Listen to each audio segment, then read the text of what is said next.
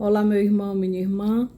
Jesus continua a nos falar da importância de reconhecer a sua presença, reconhecer o seu senhorio na nossa vida. E é muito importante observar que pela sua palavra ele não brinca conosco. Ele fala sério. Jesus faz até uma comparação de como seria, e por isso essa comparação que ele faz é profética, de como seria quando ele se manifestasse, como o mundo estaria. E sabe com o que ele nos compara? Ele nos compara com o tempo de Noé. Veja, no tempo de Noé, o que acontecia lá? Você pode até depois olhar na sua palavra em Gênesis, no capítulo 6. O que tinha no tempo de Noé? Maldade, pensamentos voltados para o mal, violência, de uma forma tão grande que isto feriu o coração de Deus. É o que diz a palavra. E Deus chegou a ponto de arrepender-se de ter criado o homem. E então ele encontrou no meio deste povo um homem que lhe agradava o coração. E este homem era Noé. E ele então falou para Noé construir a arca e toda aquela história que nós conhecemos. E aqueles que viam ele construindo a arca ficavam brincando, debochando. E nós sabemos também como terminou a vida daqueles que viviam entregue ao mal, aos pensamentos maus, à vontade que recusava, que rejeitava Deus. Jesus também compara esse nosso tempo, o tempo em que ele já se manifestou para nós, ele compara também com o que aconteceu com Sodoma e Gomorra. Lá também a violência, a imoralidade, a corrupção, a rejeição a Deus, de uma forma absurda, a ponto de Deus dizer, não, eu vou destruir este lugar.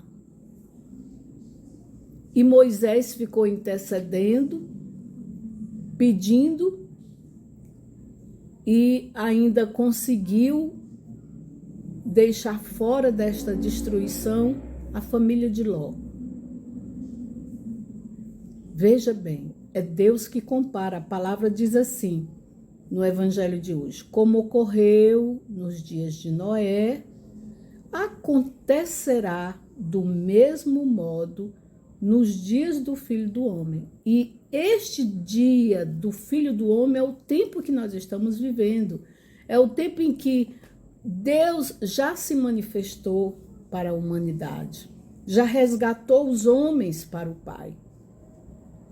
Depois ele continua dizendo, também do mesmo modo como aconteceu nos dias de Ló. E aí o Senhor diz, eles festejavam, compravam e vendiam, casavam, plantavam. Mas eles não se importavam, eles não davam lugar a Deus em suas vidas. É o que nós estamos vendo também hoje na nossa atualidade. O coração do homem continua empedernido, um coração endurecido, um coração que recusa Deus. E é por isso que nós temos que ter cuidado. A gente tem que ouvir esta palavra. A gente sabe muito bem que nós somos amados, infinitamente amados por Deus. Mas o amor de Deus é um amor responsável. Porque Ele nos ama, Ele não quer que nós nos percamos. E aonde nós podemos nos perder?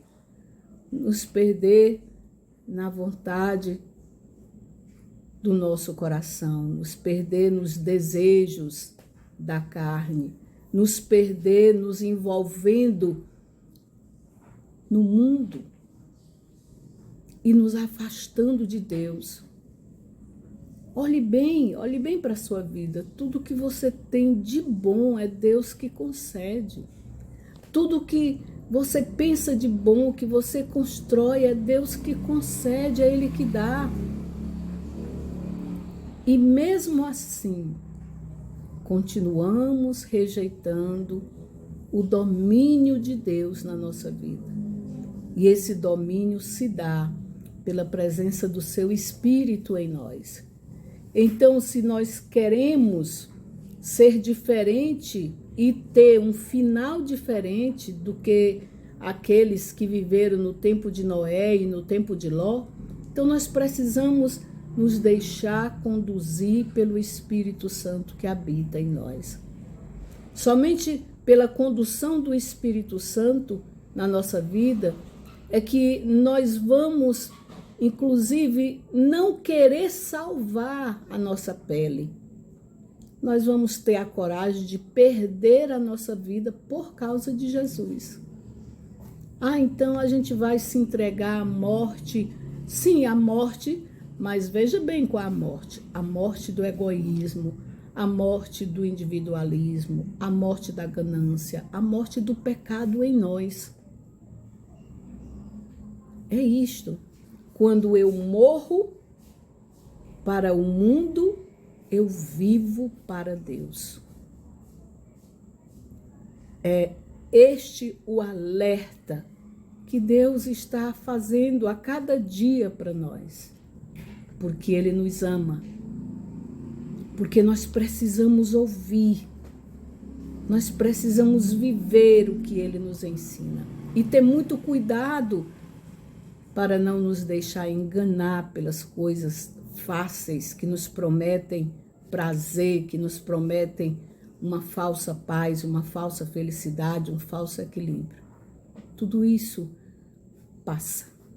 Só o que não passa é o desejo de Deus, é a vontade de Deus, é o que Deus tem para mim e para você.